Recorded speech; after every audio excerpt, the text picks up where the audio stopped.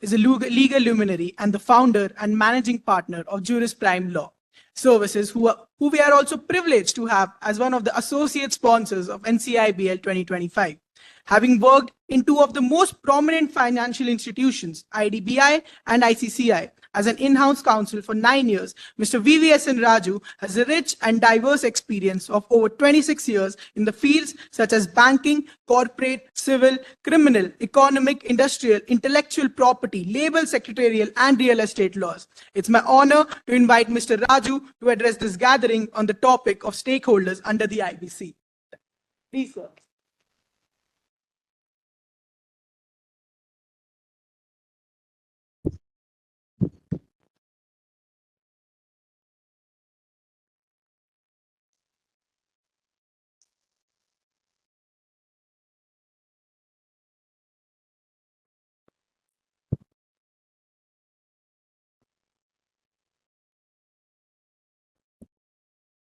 Good afternoon, ladies and gentlemen. At the outset, I would like to thank the committee for giving me an opportunity and also congratulate them for conducting wonderfully and giving an opportunity for all the students to listen from the industry experts. I'm also delighted to hear the speeches from the chief guest, also other dignitaries, and also a keynote speaker. And I also noted some of the key points during their speech, asking us to concentrate on the deliberations. So I'm going to have that points in the latter part of my speech.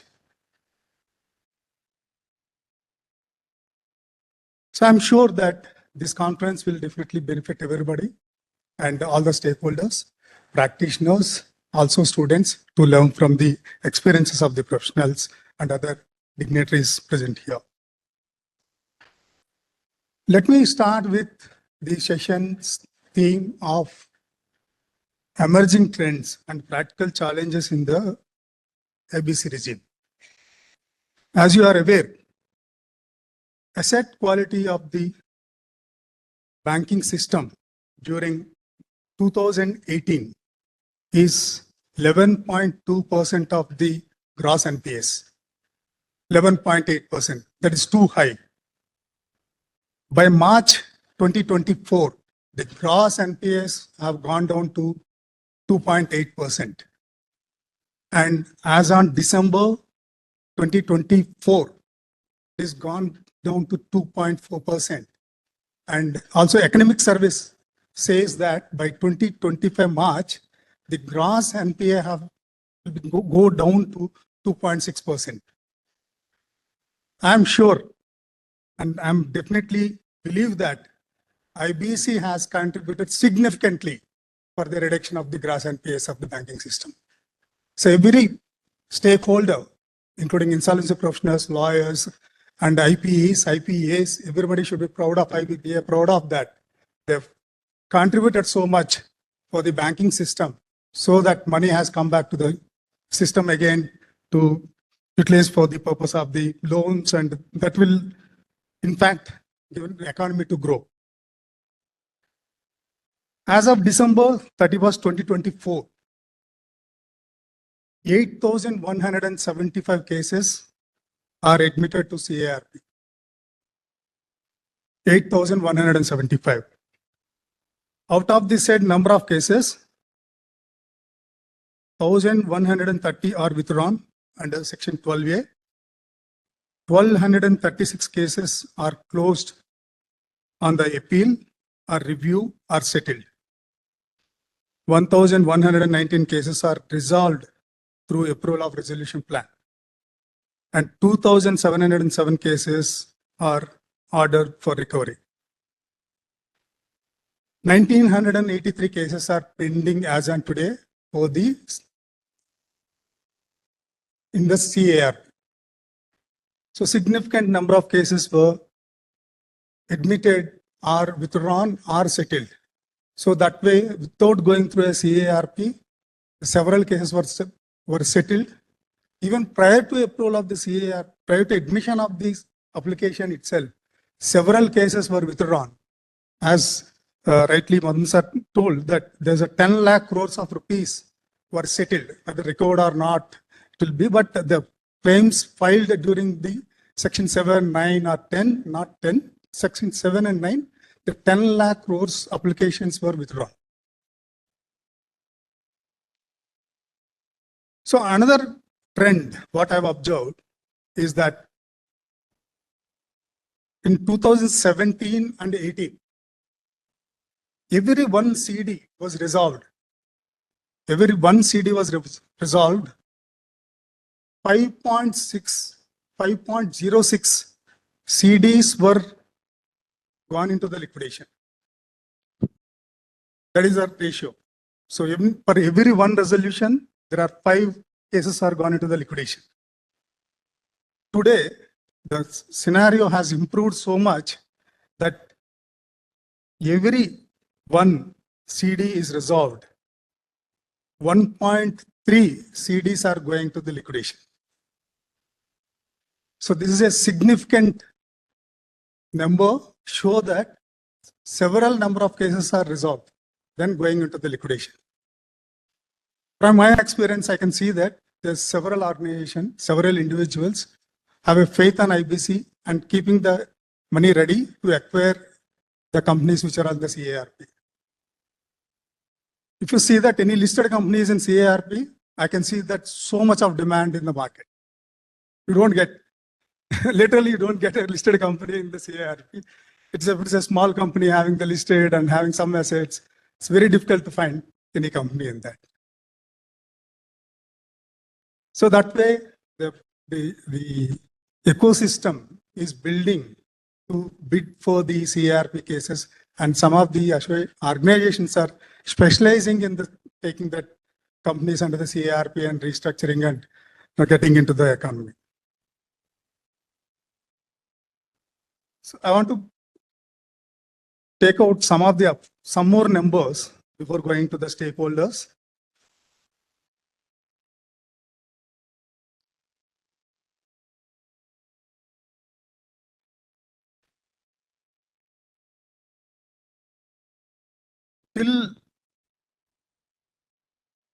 Till September 2024, 1,068 CARPs had yielded resolution plans.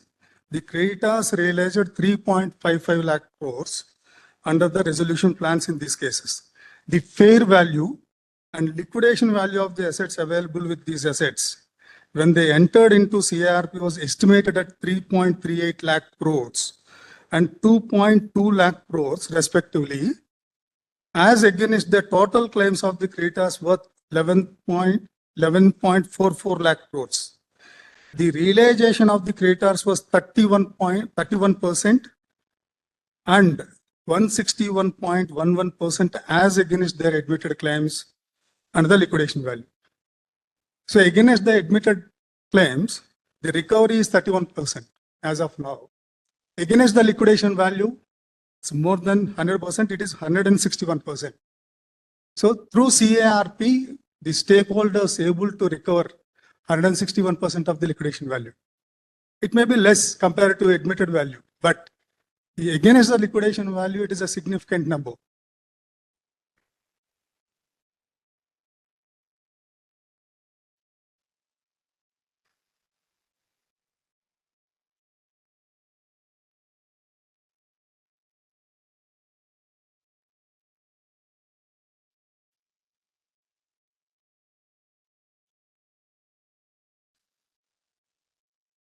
So resolution of large cases admitted claims more than 1,000 crores.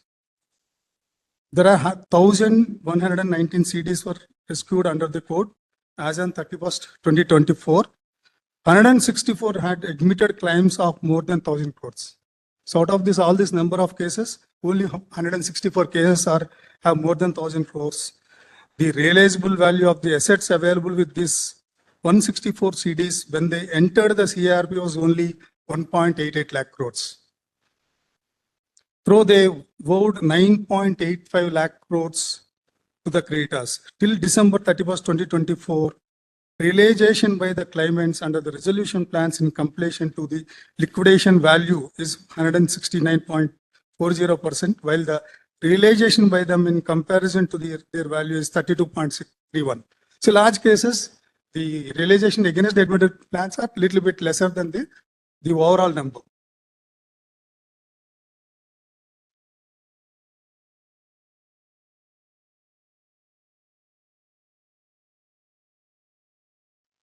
So in liquidation, till December 2024, 2,707 CARPs have ended in liquidation. Of 2,707 CDs, ending up with orders of liquidation, 211 had admitted claims of more than 1,000 crores. These CDs had an aggregate claim of 9.59 lakh crores. However, they had assets on the ground valued at only 0.45 lakh crores. All the liquidation cases, we have the aggregate claims of 9.59 crores, but the assets are only 0.45 crores. So out of that 2,707 CDs, 1,274 CDs have been completely liquidated with the submission of final report. The overview of the closed liquidation process and timeline ongoing are as follows. The total realization through liquidation are 8,788 crores. This is a significant number even in liquidation. So eventually IBC seems to have played a significant role in clearing up the bank balances, balance sheets, and significant amounts were realized. Now let us get into the stakeholders. So these are all the numbers that just to put it onto you, that to understand that how IBC worked till now, how the trends are emerging in terms of the numbers. So with respect to the stakeholders, Justice Mr. Nariman has pointed out about the three aspects. One is operational creditors, implementation of the resolution plan, and home buyer. Let me talk about the operational creditors. Even Sir also talked about the operational creditors. So there's an interesting judgment recently by NCLAT. The judgment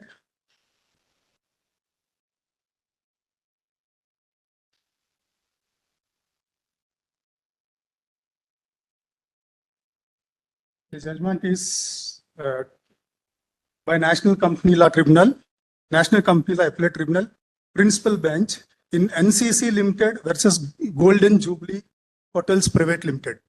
There are 6 appeals. Out of that, 4 appeals were filed by the operational creditors. This case is from Hyderabad itself, from the NCLT Hyderabad. So in this resolution plan, they created a special operational creditors. The special operational creditors are none other than the land belongs to a government given it on a lease to the CD for constructing the hotel.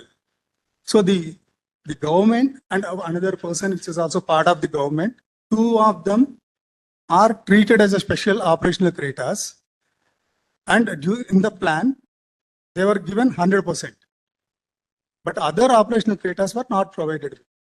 The operational creditors have challenged this before the NCLT, and finally it has gone to the NCLAT, and NCLAT observed it that yes, they can create a special operational creditors. However, they made certain comments. Let me read out what they made. At this stage, we will like to examine concerns of operational creditors. We note that operational creditors have a little say in the resolution of the corporate debtor, since they are not part of COC. At the same time, they are prone to maximum haircuts, which may adversely affect their own survival. Legally speaking, in terms of waterfall mechanism under Section 59 of the Code, operational creditors are entitled to claim payments as per liquidation value of the corporate debtor or actual proposed payment, whichever is more. In most of the cases, for operational creditors, liquidation value is nil, as CARP cost goes towards secured creditors, employees, workmen, other financial creditors takes precedent over operational creditors. The operational creditors will have a chance only if any residual amount remains available as per the liquidation value of the corporate debtor. However, if the waterfall mechanism as provided under Section 53 of the code is tweaked, it's a very important thing here. However, if the waterfall mechanism as provided under Section 53 of the code is tweaked in the sense that instead of straight waterfall mechanism approach, the calibrated waterfall mechanism could be considered, then these may be some of the chances for the operational creditors to get some payments. Their tweaking can be done in several ways. One of the way could be distribution of corpus available in the resolution plan to the operational creditors in some predetermined percentage of the payments proposed to be paid to the financial creditors in resolution plan. Second, this will ensure that operational creditors will get some minimum amount due to the insolvency of the corporate debtor in relation to the amount payable to the financial creditors in the resolution plan. This amount may be much lower in comparison to the amount being paid to the financial creditor due to obvious and valid reasons. We feel that even this small amount will help such operational creditors, specifically the smaller operational creditors, to tide over financial crisis, which happens due to CARP of the corporate debtor. We consciously note that such approach would require a legal provision by way of a suitable amendment in the regulation and code. We request the IBBI to look into this aspect if found feasible after the due examination. We would like to make it clear that this is only a suggestion for consideration of IBBI, and by no way it should be considered as a recommendation or a direction.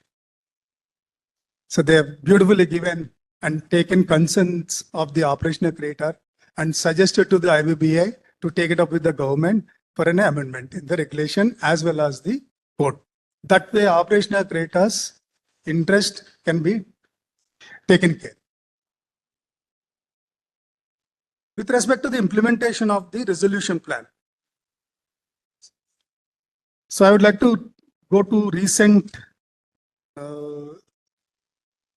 discussion paper of IBBI. This was issued on 19th November 2024. This is with respect to discussion paper deals with the following issues faced in implementation of resolution plans under the Insolvency Bankruptcy Code 2016. So recently in Honorable Supreme Court, in its judgment dated 7th November 2024 in the matter of State Bank of India and others versus Consortium of Murari Lal Jalan and Mr. Florian Fritsch and another, emphasized the need for statutory recognition of monitoring committee and made several key recommendations regarding their constitution and functioning.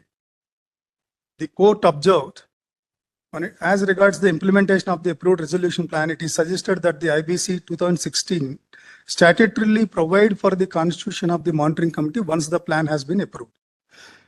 However, the existing code in section 39 proviso provides that before approving the resolution plan, adjudicating authority has to look into the plan and see that whether the implementation mechanism is part of the resolution plan or not.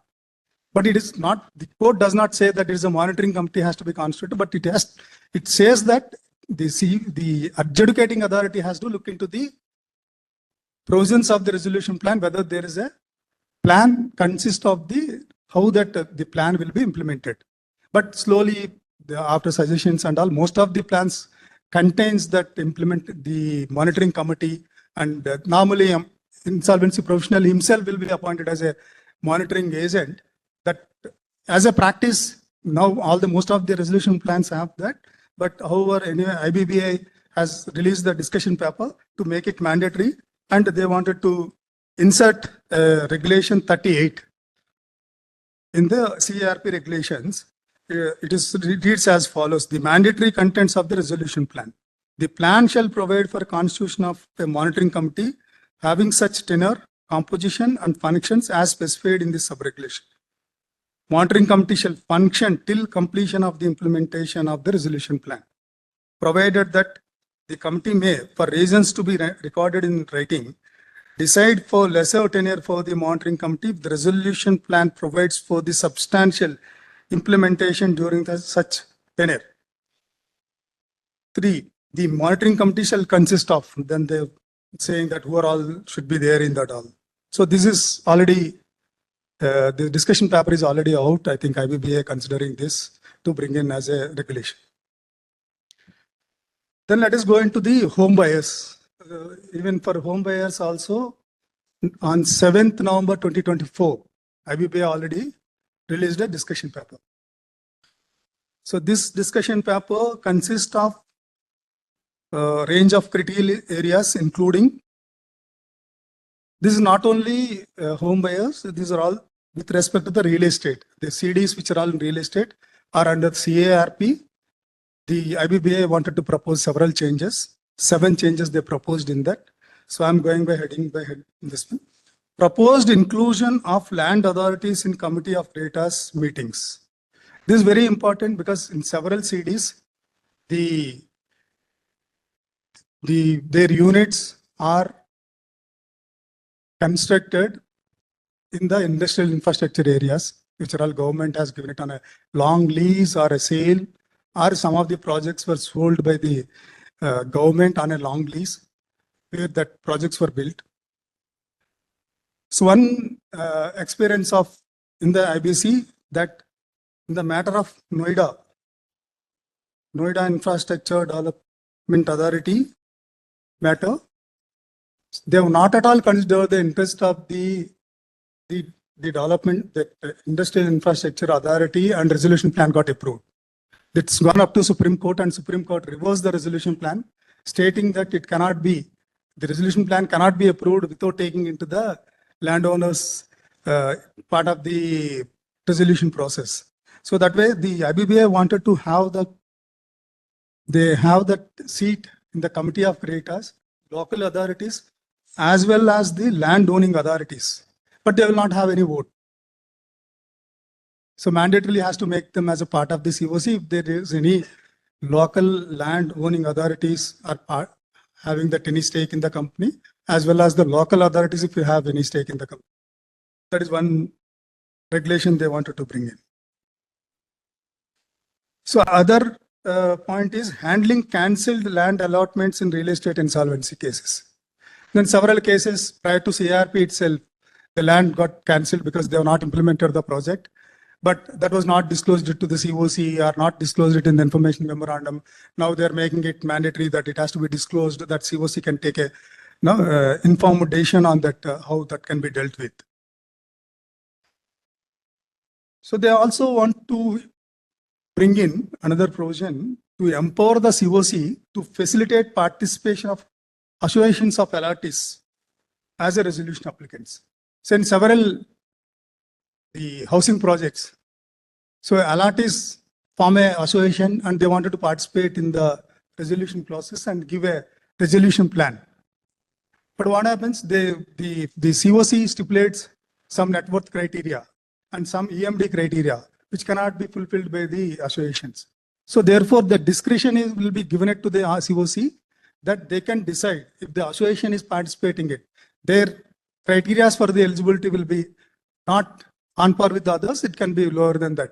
So this is another good move. In fact, in my experience, I have seen that some of the cases in Hyderabad where the developers did not develop it and left the project and vanished. So the LRTs have formed the association and they have taken over the entire project and completed the project and given it to the LRTs. So clarification about inclusion of interest in home buyers claims in CARP. This is with respect to 8% interest rate normally calculated to the home buyers claims. So there's some anomaly in how the calculation that they wanted to clarify. Then streamlining possession handover in real estate projects. So in real estate projects, by the time CRP is admitted, so some of the LRTs might have paid full amount, some of them not paid. So, but they have wanted to give a power to the COC and the resolution professional to hand over the possession subject to payment of the full consideration, or if it is already paid full consideration, then they can go further and complete the transaction. Those things subject to approval of the COC, they wanted to give it to the RP so that the allottees will be taken care and their interest will be taken care. So these are all with respect to the real estate, which includes home buyer concerns. Sumant Batra sir also talked about implementation plan. I've already gone through the discussion paper on the implementation plan. And our beloved Vice, so the discussion papers talks about the mandatory pre-filing of the application under Section 9, referring to the mediation. But the amendment they proposed have several concerns, because the amendment says that if there is any commercial disputes among the parties, then they have to go for a mediation. For Section 9, to get it dismissed, the primary criteria is that pre-existing dispute. If somebody go for a mediation admitting that there is a commercial dispute, his application never get admitted. So therefore, that provision has to be mandatorily has to be amended to suit that the parties going for a mediation are not admitting that there is a pre-existing dispute. So with respect to the shareholders, also have another interesting point. In November 2022, SEBI has issued a guidelines with respect to the shareholders. So earlier, prior to 2022, even though if it is a listed company, the shareholders can be made at zero and all their shares will be extinguished. From 2022 onwards, they made it that mandatorily minimum 5% has to be allocated to the existing shareholders. They cannot be made at zero. So that way shareholders' interests were taken care by the SEBI guidelines issued in the month of November 2022. So I have several other points, but we are not running out of the time. So I'll close my speech with this and open for the questions.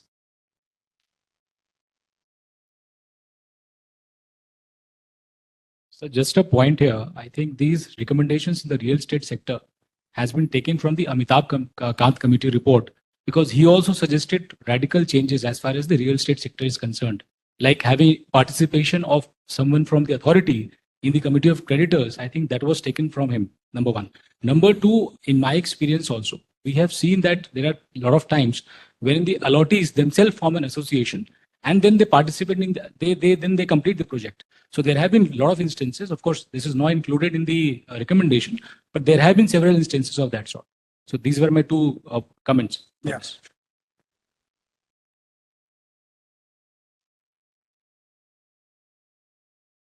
Good afternoon, sir. So to start with, one of my friend has, like his father works in DRT. He's also empaneled with multiple banks and everything. And you started your this presentation with banks and NPAs.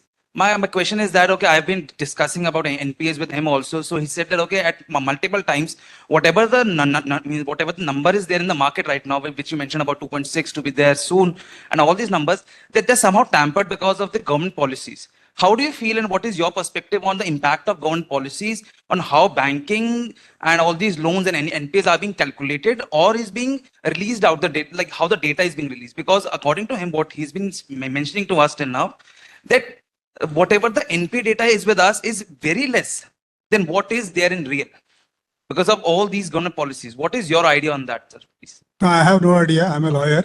I'm not a banker. Sorry for that. Even I know, I cannot say that. So we have Brahma Rao Garu having that experience.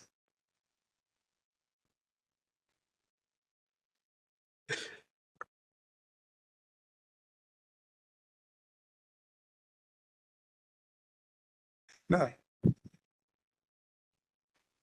So his question is that how do you preparing that? No. Questioning that authenticity No, of that. when he's saying that there is no transparency or somehow it is manipulated, you know, I think no, most or not even the private banks, including the private banks and the public sector banks, are under strict scrutiny by the RBI So it is not just easy to hoodwink the system or just manipulate the balance sheet of the bank.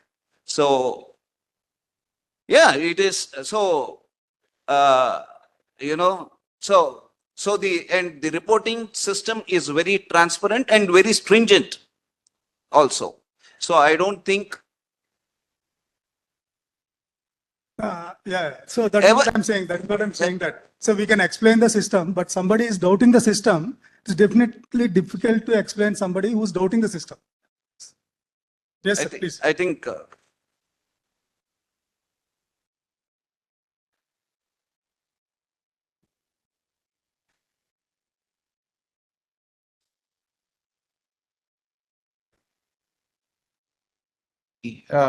I am from the banking industry. So therefore, to answer my dear friend there, the RBI norms are very, very clear. The entire banking system runs on core banking solutions. Core banking solutions, it's all connected to the RBI server. So there is no way that you can, like it was being done in the past, there is no way that you can make an account which has not been serviced for 90 days, not be made an NP on the 91st. So it's automatic. The same goes for willful defaults. The same goes for any references with respect to degradation, etc. All of this is system fetched by the RBI. The bank cannot, on a systemic level, put any any bar before the RBI that this account has to be treated separately. Yes, of course, there is enough discretion with the banks wherein an account might be regular on the core banking system, but it is possible for the bank to make it an NPA manually. There are various reasons like a recall and all that. So therefore, what you mentioned with respect to the your friend's father in the DRT having a different opinion, well, as a banker, I too, I'll not agree with that part that NPAs are being managed. But yes, on the aspect of whether IBC keeps firing enough for banks or whether it is some other law which fires for banks, I have a different opinion. But as far as NPAs are concerned, it is all automatic. It is absolutely transparent. There's no way that anybody, public or private, can play with it. That's clear. Thank you for this. Actually, if you permit, Raju Garu, I will Yes, just please. add on what he has said. Even though core banking solution is there, very much there in the bank, what his question is, that 2.4%, 2.2% NPAs, why so much less? And when, No. His question is not on that. His question is that authenticity of that number. that's what I'm telling. That's what I'm coming He to. is Can I not- please not- clarify not- more? That's what I'm coming to that. When 2.54% is getting declared by the banks, that doesn't mean they don't have any recoverable assets. When an asset become NPA and when the asset is being fully provided for by the IRAC norms, IRAC means, that income recognition and asset classification norms, after 3 years of a full provision will be made for that asset. Say 100 crores NPA is there. After 3 years, when it became doubtful, full provision is made 100 crores from its profits, and in the 4th year, it will be written off by the bank. That 100 crores will not be in the books of the bank. Am I making sense Yes, by you? yes.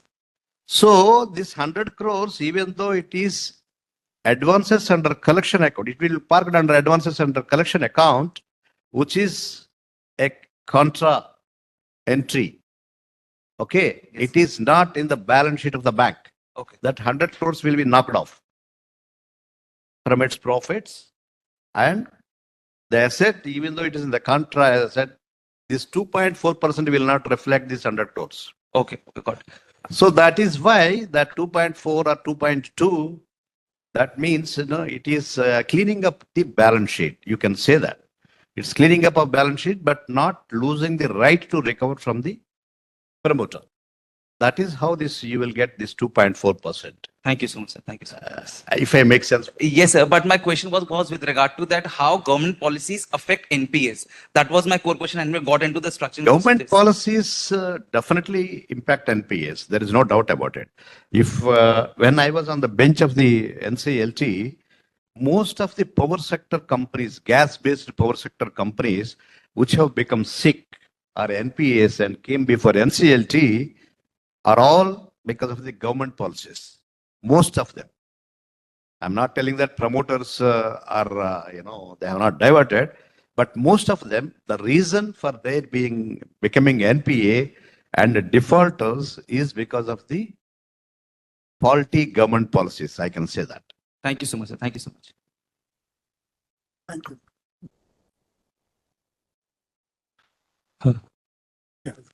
So, Hello. So last thing is I'm going to rephrase it like as a similar. What I mean to say is that government policy, like what happens, like for example, COVID happened. COVID, mein government announced moratorium for 3 months. You don't need to pay. Moment the government announced that, people thought they don't need to pay. It is set up by the government in general what public thought. And then again after 6 months or 3 months, they have to pay like exactly 4 months installment at a time. So then many of the people went into default. So what I mean to say, like this is what I'm a lawyer, you are a lawyer, you have understood. Many people defaulted and then there was exchange of letters and NPA were, a huge number was declared NPAs because of the default due to wrong assumption of a government declaration by the people. They thought that is maybe the reason. That what I mean to say is the... So for that, the code has been amended and 10A was inserted. During the COVID period, defaults were not come under the defaults under the IBC. That was taken care then and there itself. They inserted a 10A immediately after the COVID declaration that this defaults during this period committed are not part of the defaults under the IBC, and section 7(9) cannot be admitted if the default is during the period of 10A. Even today, some of the cases, still the borrowers say that my default is in the 10A during the COVID period. But the law is very clear. If the default is prior to the 10-year period, the application will be admitted. During the 10-year period, if you are able to prove that your default during the 10-year period, the application will be rejected. So any judgment, Several judgments. So there are so many issues pending still about this. Several judgments, sir, I can give you offline. So, Yeah. Any questions I can take offline because they're